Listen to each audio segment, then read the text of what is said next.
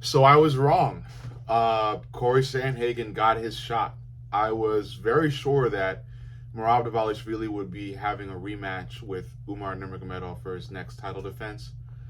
But Cory Sandhagen was able to get the yes, and the UFC has officially booked Cory Sandhagen versus Merab Dvalishvili for the undisputed bantamweight UFC title.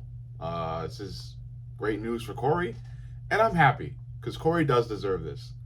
I was sure that they were going to give Umar the title shot just because of, again, the Khabib name and the fact that Umar is still close to title contention and that sometimes Cory Sandhagen tends to fly under the radar in terms of, spotlight in the MMA world. A lot of people tend to overlook Cory Sandhagen, and it could be for a number of reasons, personality, star power, whatever you want to name it. But Cory did deserve this. Cory has been doing really well in his last few fights.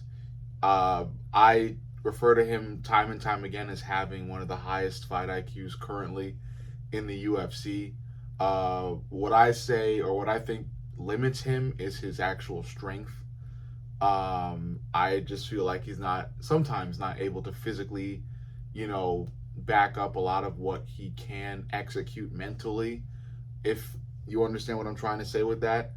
But in his last fight with Davison Figueiredo, he showed that he is able to use his physical attributes, for lack of a better term, to back up what he knows he's able to do from a mental or strategic standpoint. So if he's got all these slick submissions in his mind, he's showing that he's more able now to execute those submissions from a strength point. So what he did to Davison Figueiredo, for example, in that fight showed levels. It showed extreme improvement. He was able to get Davison in a number of bad positions, and he got him in a position so bad that Davison really almost got so injured that he may not have ever been able to fight again. So yeah, Cory is leveling up still, and that is great for him. And I am happy that he is rightfully getting his shot at Merab Dvalishvili. So there's obvious points and questions after a matchup like this. I think the first point is going to be, what happens or what may obviously happen. Because when you look at Merab Dvalishvili and what he's done and where he's at now, it's not stupid to say that he is a monster and he is going to be an all-timer. And when I say all-timer, I mean like top 15, top 10 at the end of his career. The way his career has gone, just defeating big name after big name, drowning them all, utilizing some superhuman cardio. That is something that a total monster of the sport is able to do. So it's not stupid to refer to Merab Dvalishvili as a monster, and a future all-timer, future Hall of Famer, obviously. So when you think about a fight between him and Cory Sandhagen, you kind of immediately assume that Cory is going to drown the guy. That Merab is going to drown Cory. Utilizing his superhuman cardio, he's going to run Cory over. And I am inclined to agree with that. When thinking about this matchup, like I said, Cory Sandhagen has a really, really high fight IQ. He's smart.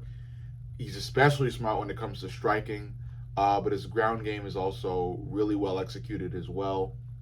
But again, it's going to come down to whether or not he can physically back up a lot of his mental strengths.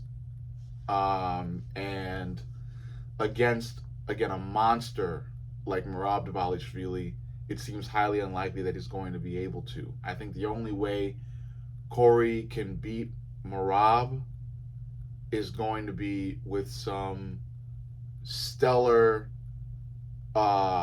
amazingly precise striking. If Cory can go in there and, just absolutely put on a stellar striking performance. I mean, on the ground, Cory was able, again, in reference to what Cory was able to do to Davison Figueiredo, You can also say that Cory does have a chance on the ground as well if these two get into some exchanges that Cory's able to end up in dominant positions with. Cory might be able to do the same to Merab, but it's just the athleticism of Merab and the infinite gas tank as well that makes me think like, before Cory can get Merab in some really bad positions, Merab's going to be able to scramble with the strength of 10 men, you know? So, I don't know. Again, I'm not trying, this isn't a diss to Cory Sandhagen.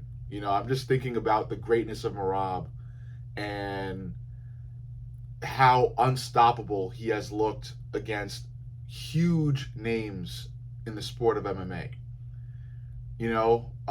So Cory isn't and I like to use this term a lot, Cory isn't a baby in the woods, when it comes to a guy as great as Merab.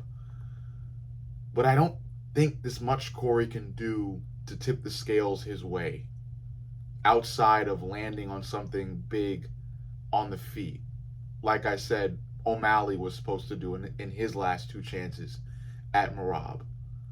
So, I mean, I can only look at Cory and think that his only chance of winning is doing what I thought O'Malley was going to be able to do in his last two chances at Merab Dvalishvili. And by that I mean that Cory gets lucky and lands something huge on the feet in the first two rounds. Whether it's a kick, a punch, just something placed really well. Maybe Cory can learn from the teep kicks that Sugar Sean O'Malley was able to land in his first fight against Merab, and use those and open up the fight with those teep kicks and try to, use combinations after landing those teep kicks on Merab. I'm sure Cory will be able to will spam takedown defense and try to use that against Merab, but I still see Merab scoring takedowns against Cory, as hard as Cory might work on them. I don't think Merab's going to land a ton of them, but he'll have a number of them, maybe 3 or 4, I think. And I think a lot of the time, no matter how much you prepare for Merab, man, he's just and it has a lot to do with the gas tank, because in the championship rounds, for example, whoever Merab is fighting is going to be tired. I don't see anybody in the UFC that has a just as good as a gas tank as Merab. So in those championship rounds, whoever Merab is fighting is going to be tired, and Merab is not. So Merab has the ability to still use some really sharp timing for his takedowns, and I think he is definitely going to catch Cory off guard. Now, what happens after Merab lands a takedown, that is still varied, highly varied, because Cory could come in with a really great package, grappling-wise, and be able to get back right up on the feet every time Merab takes him down. And that's what Cory would obviously need to do, and then go on to utilize some really sharp striking to level the playing field, to level the scoring cards, to catch up to Merab's early lead or late lead, whatever, But yeah, ultimately, the bottom line is I'm happy for Cory.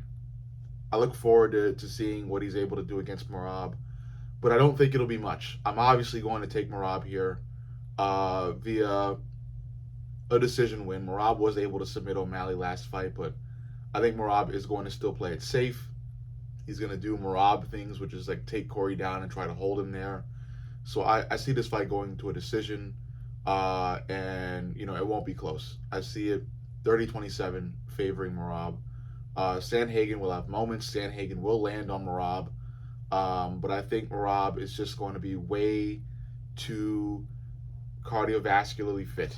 He's going to be bouncing around in the championship rounds as well, and he's going to be moving way too much for Cory to land something huge.